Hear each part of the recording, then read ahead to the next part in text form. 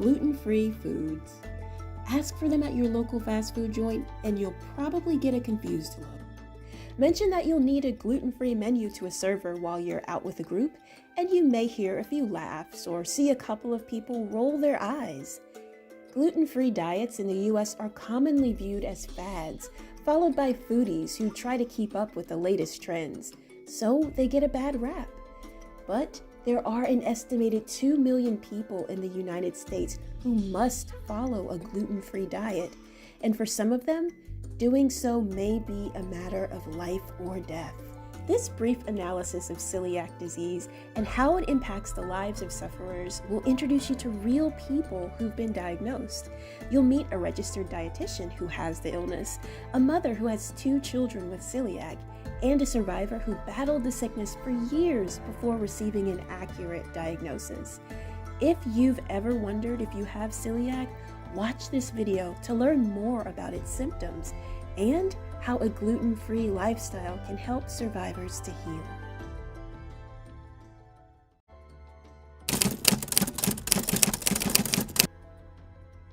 I'm Sophia Serrano. I'm in 6th grade and I'm 11 years old. My name is Joey Van Meter, and it has been right at 5 years since my diagnosis. Gabriel Serrano, and I'm 16 years old. My name is Paula Jones, and I've been diagnosed with celiac disease for about 10 years. My name is Renee Corville. I'm a registered dietitian. Celiac is an autoimmune disease that is often marked by very specific symptoms, and when left unchecked, it can cause severe health problems. But when people with celiac are asked why they don't eat gluten, knowing how to explain the illness in simple, understandable terms can be a challenge. People don't really get it. It's an autoimmune disease. In my experience, I find that people don't take autoimmune diseases seriously, so I don't usually mention that. I just say I can't have wheat, gluten, barley, those, and that I just leave it at They that. always ask me, do I have an EpiPen? And I'm like, it's not an allergy. It's just a Autoimmune yeah. disease. When people ask me what celiac is, I just say it means that my body does not digest gluten. I like to Google it because there's an image on there that shows what it looks like for the small intestine for celiac disease. So I like to use that as the photo. But normally I'll just explain it, read off what it says there, and make sure try to apply it into myself. A lot of people call it an allergy, but it's actually an autoimmune disease.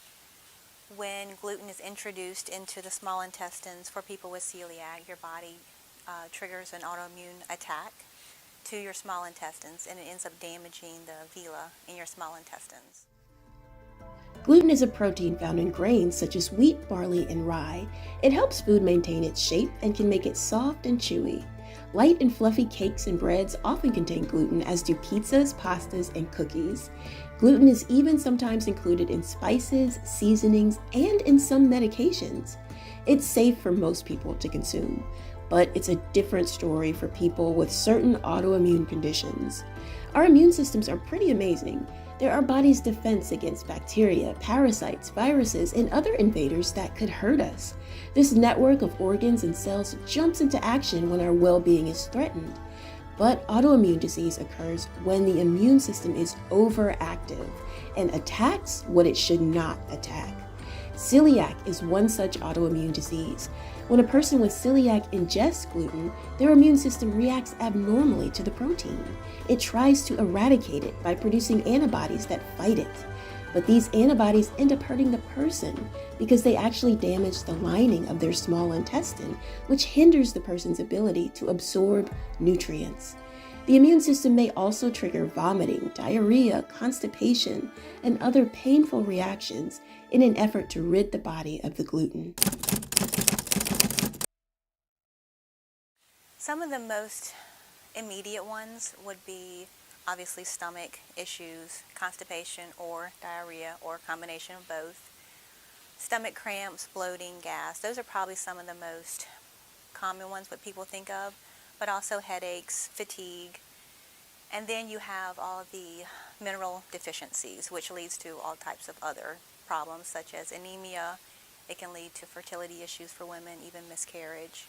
joint pain, inflammation, the list goes on. Fatigue, you just feel really bad and you can't really figure out why. When I eat gluten or wheat items with wheat, mainly my issues are digestive. Nothing really. Like I was able to eat it perfectly fine, and then it's like after I started eating no gluten, once I start eating it, then that's when like my problems come in. So I didn't really have any like symptoms of celiac disease before. Sometimes it's worse than others. I think the last time it was really bad, I literally thought I was gonna die.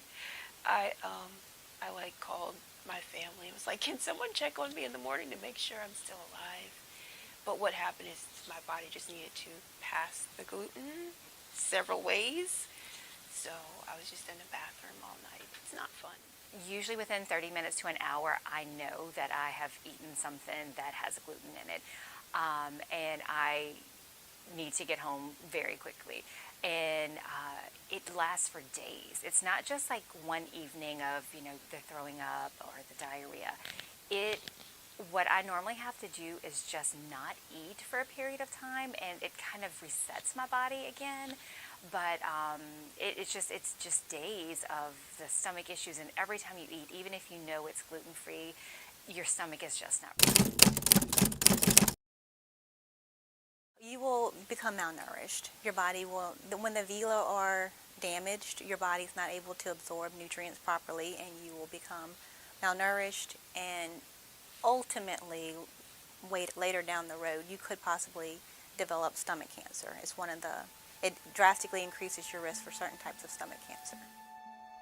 Typically, celiac is diagnosed with blood tests and biopsies of the small intestine, but the road to receiving a diagnosis can be long and painful. It started just before I turned 40, my late 30s. I started having a lot of issues.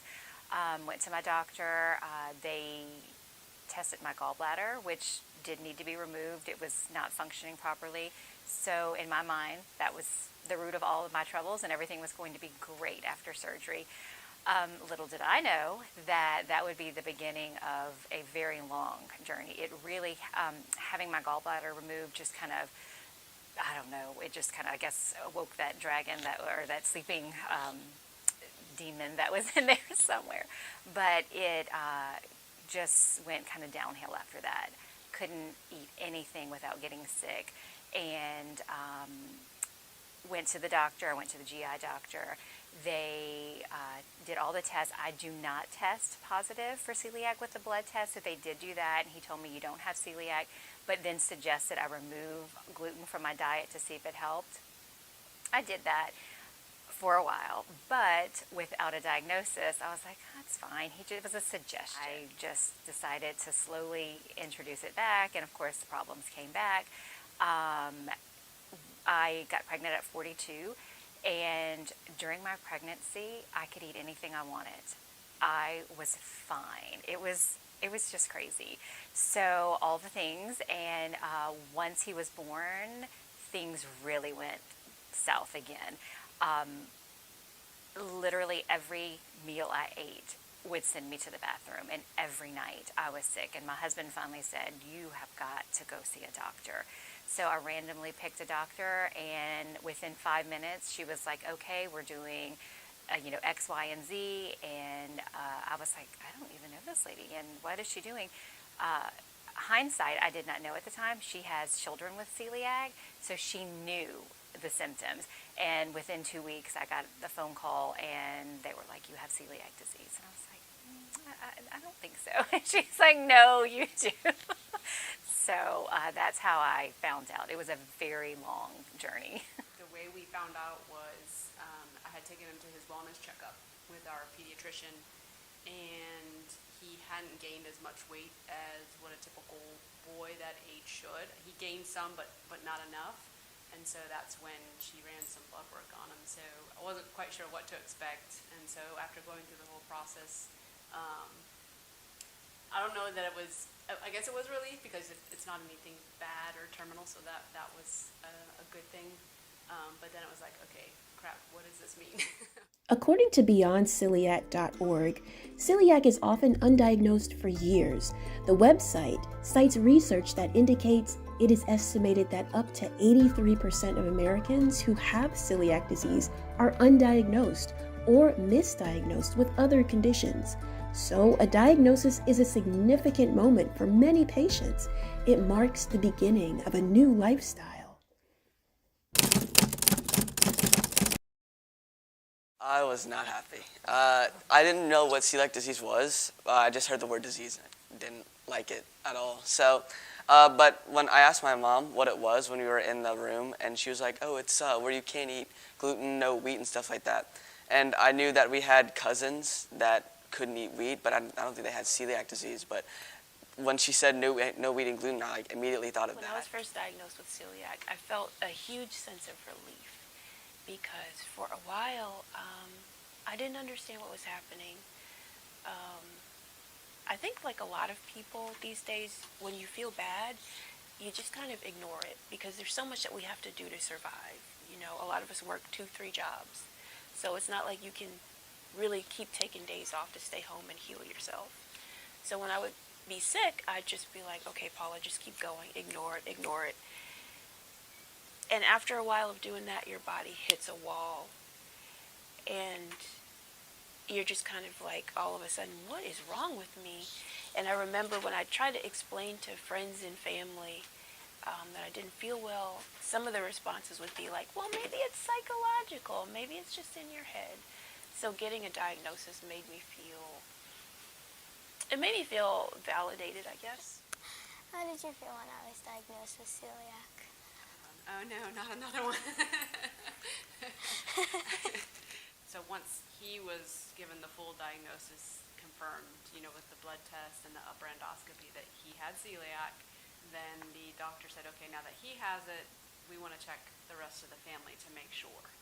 So we all had blood tests, my husband and I, and her 2 sisters, and her blood work actually came back even higher than what his had come back. So they did the upper endoscopy on her, and sure enough, she was confirmed celiac also. People who are not treated tend to have depression, and they don't really understand why. It could be related to you just feel bad all the time. And then people who are first diagnosed also have issues with depression, just trying to adjust to the new lifestyle, especially with the social aspects of it. Celiac has caused anxiety for me because, well, at first I thought it would be super easy. You just look for a label that says gluten-free and you eat the food. But like I mentioned earlier, it's not that easy. Sometimes you eat gluten-free food or food that's labeled that way, and you still have the same reaction. So that made me just full of anxiety. I remember one time I went to a restaurant with a group of friends, and by this time I did not look the way I look now. I had lost so much weight. I was probably just 100 pounds, maybe a little less, because I was scared to eat. And I remember everyone else around me was eating. All my friends were eating. And I told one of them, I was like, you know what? I'm literally afraid to eat. So, yeah, the anxiety is real. It just makes you scared to put food in your body. I would say a little bit of anxiety because it's just like, it's so different being able to have to eat those other foods. And I always worry like, well, what if I can't like gain weight, growing, and so I have to be able to eat a lot so I can grow. And so it's just like finding that it worried me a little bit, but too much because we were able to find stuff. And there, in the beginning, there was times where I messed up, there was like stuff, I didn't read the label very well or something like that, but now I'm pretty good about knowing what's not gluten-free and what is, and if not, knowing where to look on the label for it. It's just going to get better over time once you really get in the habit of eating non-gluten foods. You can speak to a therapist, to a professional. And then there's things you can reach out. There's a lot of community now. There's Facebook groups, there's in-person support groups, and you can just talk to other people who have celiac and just learn from them how they handle different situations, especially social situations. And you just don't feel like you're not alone. There's support. You're not the only one going through this, and that does tend to help. If you have a family member who has learned and educated themselves enough to be able to safely prepare food for you, that's probably one of the nicest things you can have, is having someone who you know you can trust to prepare your food for you and you're not going to get sick. Just sympathize with them. Don't make fun of them. I mean, it might be funny to an extent, but the jokes kind of get old after a while. So try to sympathize with where they're coming from and just educate yourself on the disease. My family has been amazing. And my children, though we have a 17-year-old, a 12-year-old, and a 6-year-old at home. And when I go and I open something and they've not seen me eat it before, we go to a restaurant, like, Mom, can you really eat that? I'm like, yes. So they're all looking out for me because they know, they've seen me sick. And they want to make sure that I don't do anything that will hurt myself or make myself sick. So I'm very, very lucky to have them supporting me and looking out for me. Initially, it is kind of overwhelming just to understand what the disease is about and all the hidden places that gluten could be. It's definitely going to be a trial and error and a struggle with the foods and finding out what foods they're going to like and what foods they're not going to like. You're going to have to do a lot of different grocery stores. Adjusting to a gluten-free lifestyle can be difficult, but I'm kind of a weirdo in that I love change. I love new things. Anytime something is thrown at me, it's like, okay, your whole life is going to change. I'm like, okay, yes, let's do this. So honestly, when the doctor first explained you can't eat gluten, I was like, oh, this is going to be fun. This is going to be like a game. So I went into it with a very positive outlook. I went to like Walmart and Albertsons, the stores we have in Louisiana, and just raided the gluten-free section. I made a whole YouTube video about like, gluten-free lifestyle is so easy, blah, blah, blah, blah. Well, fast forward like 3 years, and look at me now. I've gained like 50 pounds, and I feel horrible. So, it's not easy. It's not easy once you, I don't know, you have to learn your body, because everybody with celiac has different body chemistry. So just because something is labeled as gluten-free doesn't mean it's okay for you to eat. And I learned that the hard way. It's a lot of trial and error. So when you reach out to those communities, like, they have the Facebook groups and support groups and things like that, you realize, okay, I'm not alone. Because sometimes, I hate to say this, but people kind of make you feel like you're not crazy, but sort of crazy, because they're like, oh, I mean, you can't really get sick every time you eat. I'm like, I do get sick every time. And so when they encourage you just try it, I'm sure it'll be fine, or they have no understanding of, it's not just the physical, external issues that you have, but the internal issues. And that it can take, one bite can take months for your body to heal from that one bite. So I wish there was more awareness. Well, when I was first diagnosed, it was about 13 years ago, so it was before the gluten-free trend became popular, and there were not very many options, and the options that were available did not taste good. So learning how to cook and prepare your own food can be very helpful. You can actually eat food that tastes good. That's probably one of the biggest things. Find good sources of recipes. Speak with a dietitian. They can guide you in the right area, help you get started. Find a support group. There's different apps now which are really great to help you find places that are safe for you to eat. There's different, Find Me Gluten Free is probably my favorite app for trying to find somewhere safe to go out to eat, which is nice. It's so nice to be able to go out to eat and someone else fix your food, since you do normally end up preparing all your meals. It was definitely a little weird because, you don't realize there's gluten-free stuff until you actually have to go get it. So like I remember right after we went over to Lit Pizza, and then we had to get the cauliflower crust, and I remember it not being that bad. Like I actually liked it, and so I figured like, well, I've only like all of the foods adjusting to would be this easy. Well, what helps a lot is having a support system. I really appreciate Facebook for this, the Facebook groups, because one doctor a while ago recommended, like, why don't you go on Facebook groups because they have like some celiac support groups, and I was like, okay, I'll try it.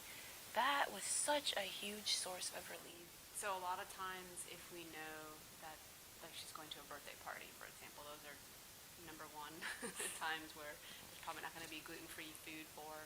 So I'll usually talk to the parents that are having the party just to ask, okay, do you have any idea what you're going to be having at the party? You know, if it's going to have stuff from gluten, I can send her with some food, even a dessert. You know, we can send her with a dessert. So we recently found these Pop-Tarts that I like to eat every morning. So that's usually my go-to, and it's usually easy because if I'm running late for school, I can just put it in my lunch and just eat it when I get to school. I also they had the Tyson gluten-free chicken nuggets. Those are pretty good. One of my go-to foods are tacos because they're really easy to make. You can get the gluten-free tortillas, and then you just fill it like with natural gluten-free foods like kale, lettuce, beans. You can do vegan cheese, or sometimes I'll do sneak and do regular cheese. Guacamole, avocados. You can just make whatever kind of taco you want to make.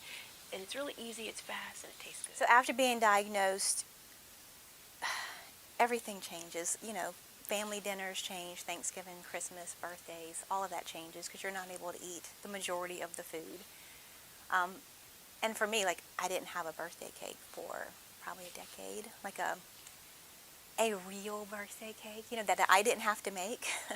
And I went to visit my husband, who is in the military. He was stationed in North Carolina, and he found a bakery there that makes gluten-free cakes, and he surprised me by ordering one, and it was not just tasted good, but it was beautiful. It was so pretty, and I didn't realize how special that was and how much I missed it. It was, I mean, it was very, very touching. More, I mean, you think, oh, it's just cake. But I'm like, I haven't had a real birthday cake in a decade. So it was very special to me.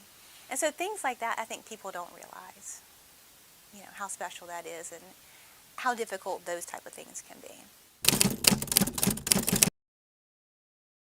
I feel like it kind of builds that sense of like relatability to the other people who kind of have to special considerations for what they eat and what they have to do. So yeah, I would say so.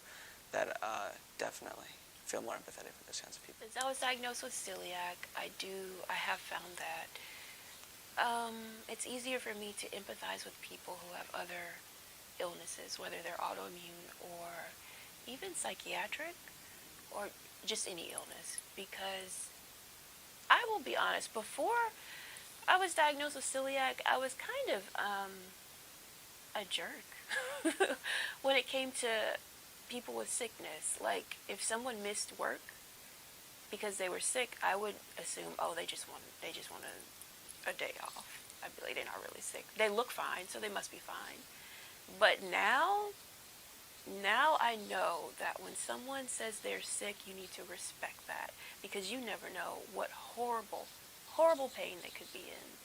And just because someone comes to work smiling, you never know what they're going through at home. You do have more empathy for people going through illnesses or health struggles because you've been on that journey yourself. And I mean, the statistics for those with autoimmune diseases getting a diagnosis, it's like a minimum, it's like 5 years to get a diagnosis, and some of us it's even longer. And it's just, the key, I think, is to encourage others, is if your doctor isn't listening, find somebody else. Like, don't stop, because no one else is fighting for you. They have hundreds of patients. So if you don't keep pushing and looking and searching and finding someone, eventually you will find someone. It's frustrating that we have to work so hard on our own behalf, because I'm not a doctor, I'm not a nurse, I'm not a dietitian. Like, I don't know a whole lot, but I've had to learn a lot. So you want to encourage others going through any type of struggle to find the root cause of their illness, just to keep fighting, because if you give up, then you'll never ever feel better, because no one else is going to just magically come and say, hey, this is what you have and this is what you need to do to feel better. So I definitely think it's made me more empathetic to others who are going through struggles with their health. Well, for the baking was technically supposed to be a hobby, and it kind of has taken off a little more than I expected. So I do have a Facebook page, business page, Balanced Bites by Renee, where I do sell bakery items as I have the time. My main career is doing private practice dietetics, and that's also under the same name, Balanced Bites by Renee, and I have a website where you can get information about that. There are so many Facebook groups that are helpful. You can type in, there's a celiac travel group, and you type in where you're going, whether it's in this country, another country, and people will share their experience from that area. Local restaurants. It's just been a lifesaver. There are lots of us out there. You just have to find them. And when you do, it's a tight-knit community, and everybody wants to help each other. So that's the key. It's just finding a good support group, whether it be in your home or your local community or on Facebook, people you'll never meet in your life. They know what you're going through, and they are willing to help you to stay safe and to feel well.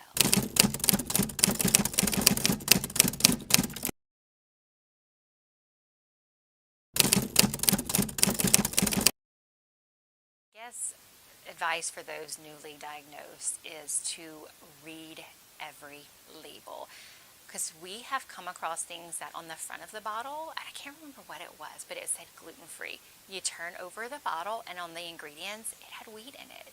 So I was like, okay, this explains why I've been getting sick. So you literally, until you get a good understanding and know you have your go-to products, you have to read every single label, front and back. If it says gluten-free, look at all the ingredients and make sure. So gluten does not have to be listed. So there can be products that do not have wheat, but still have gluten, which can be very confusing for people. And a lot of people miss that. So like rye and barley, they're not wheat, so they do not have to be listed as an allergen, and people can consume them and not realize that's what's making them sick.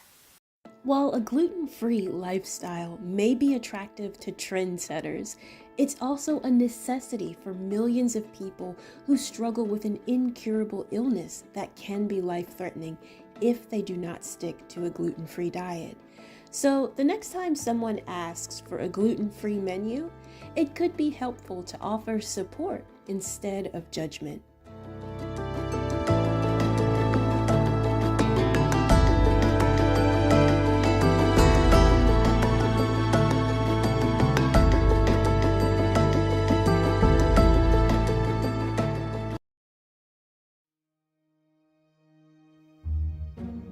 Now that you've heard personal experiences from real people with celiac disease, how about testing your knowledge on the subject? See if you can answer the questions that appear on screen. Question 1 of 4. Celiac is A, an autoimmune disease, B, an allergy, C, a form of COVID. The answer is celiac is an autoimmune disease. Question 2 of 4. Gluten is A, wheat, B, a protein in foods such as wheat, barley, and rye, C, sugar. The answer is gluten is a protein in foods such as wheat, barley, and rye. Question 3 of 4. When someone with celiac eats gluten, it A, damages their stomach lining, B, disrupts their ability to absorb nutrients, C, can cause painful symptoms or no symptoms, D, all of the above. The answer is when someone with celiac eats gluten, it can cause all of the above. Question 4 of 4. If left untreated, celiac can lead to A, intestinal cancer, B, type 1 diabetes, C, infertility and miscarriage, D, all of the above. The answer is, if left untreated, celiac can lead to all of the above.